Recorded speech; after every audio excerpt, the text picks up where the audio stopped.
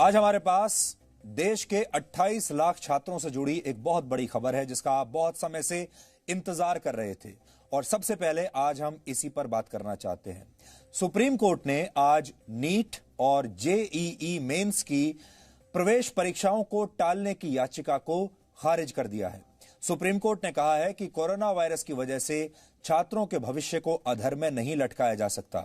Supreme court के इस फैसले से लाखों छात्रों और उनके परिवारों ने अब राहत की सांस ली है, या राहत की सांस नहीं भी ली होगी तो कम से कम अब उन्हें स्पष्ट हो गया है, क्योंकि इसे लेकर अब सारे कंफ्यूजन समाप्त हो गए हैं। इसे लेकर देश के छात्र और उनके परिवार असल में दो हिस्सों में बंट गए थे। बड़ी संख्या में ऐसे छात्र थे, ऐसे परिवार थे जो ये चाहते थे कि इन परीक्षाओं को टाल दिया जाए, क्योंकि कोरोना वायरस के इस दौर में इतने बड़ी संख्या में छात्र परीक्षा देने के लिए अगर बाहर निकलेंगे तो उनकी सुरक्षा की क्या गारंटी है। दूसरी तरफ कुछ ऐसे छात्र भी थे जो ये चाहते थे कि परीक्षा होनी चाहिए, क्योंकि इनसे उनके करियर पर असर पड़ेगा और अगर परीक्षा नहीं हुई तो उनका एक साल बर्बाद हो जाएगा। इसलिए अब हम सुप्रीम कोर्ट के इस फैसले के बारे में आपको जरूरी जानकारियां देना चाहते हैं। आप ध्यान से नोट कर लीजिए, सुन लीजिए और इसके बाद आप अपने दोस्तों को भी बता पाएंगे। सुप्रीम कोर्ट की 3 सदस्यों वाली बेंच ने अपना फैसला सुनाते हुए यह कहा है कि जिंदगी को ऐसे रोका नहीं जा सकता, हमें सुरक्षा उपायों के साथ आगे बढ़ना होगा। हम छात्रों का भविष्य दांव पर नहीं लगा सकते, ऐसा सुप्रीम कोर्ट ने कहा है। कोर्ट ने याचिकाकर्ता छात्रों से पूछा है कि क्या वो परीक्षाओं को रद्द करवाकर अपना एक साल बर्बाद करना चाहते हैं। अदालत ने कहा कि वकीलों ने अदालत ने खोलने की मांग की है, क्योंकि वकील चाहते हैं कि अदालतें अब खुल जाएं, लेकिन आप चाहते हैं कि परीक्षा स्थगित हो जाए।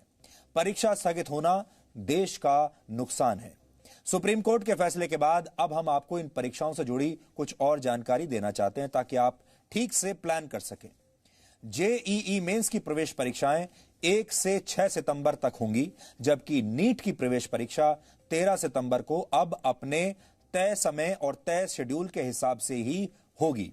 इस बार जेईई मेंस प्रवेश परीक्षा के लिए करीब 11 लाख छात्र बैठेंगे और नीट परीक्षा के लिए करीब 17 लाख छात्रों ने अपना रजिस्ट्रेशन करवाया है। इसलिए आप में से बहुत सारे छात्र जो ये उम्मीद कर रहे थे कि ये परीक्षाएं टल जाएंगी, उन्हें अब अपनी पढ़ाई पर ध्यान देना चाहिए, क्योंकि अब ये स्पष्ट हो गया है कि ये परीक्षाएं टलेंगी नहीं, ये अपने सही समय पर होंगी। और जो छात्र ये चाहते थे कि परीक्षाएं समय पर होनी चाहिए क्योंकि आपका एक साल बर्बाद हो जाएगा, उन छात्रों को इस बात की खुशी होनी चाहिए, क्योंकि अब आप परीक्षाएं सही समय पर दे पाएंगे, आपके एक साल का नुकसान नहीं होगा। दरअसल इस परीक्षा के विरोध में 11 राज्यों के छात्रों ने सुप्रीम कोर्ट में एक याचिका दायर की थी। इस याचिका में यह मांग की गई थी कि देश में कोरोना महामारी के बीच परीक्षाओं का आयोजन न किया जाए। ऐसे में फिलहाल परीक्षाओं की निर्धारित तारीखों को स्थगित कर दिया जाए। इसमें यही कहा गया था क्योंकि इस चारों तरफ इस समय कोरोना वायरस का जो दौर है, ऐसे समय में लाखों छात्र अगर परीक्षा देने के लिए आएंगे तो उनको संक्रमण हो सकता है, उनकी सुरक्षा की कोई गारंटी नहीं है।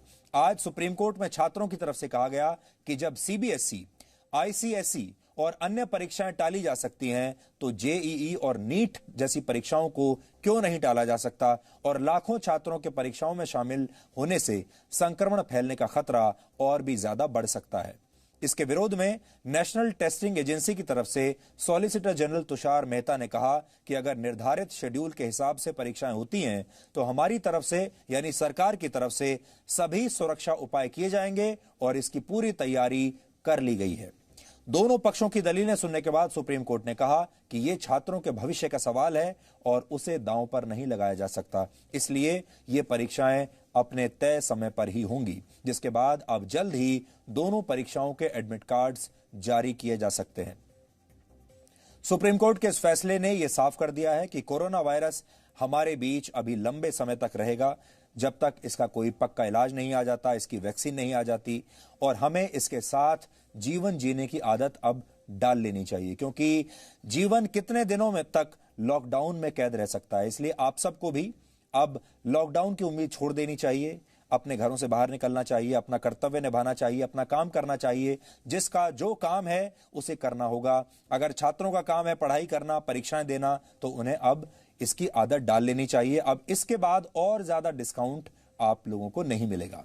लेकिन इसके साथ ही सावधानी बरतना भी उतना ही जरूरी है। यानी परीक्षा भी देनी है आपको और आपको संक्रमण भी वापस अपने घर में नहीं लाना है, क्योंकि अमेरिका में कोरोना वायरस के बीच जब जल्दबाजी में स्कूल खोल दिए गए तो वहां शुरुआती 2 हफ्तों में ही 97,000 स्कूली छात्र संक्रमित हो गए थे। ऐसा भारत में नहीं होना चाहिए। इसलिए कोरोना काल में शिक्षा का नया संस्करण बिना सावधानी के अपना उद्देश्य हासिल नहीं कर सकता।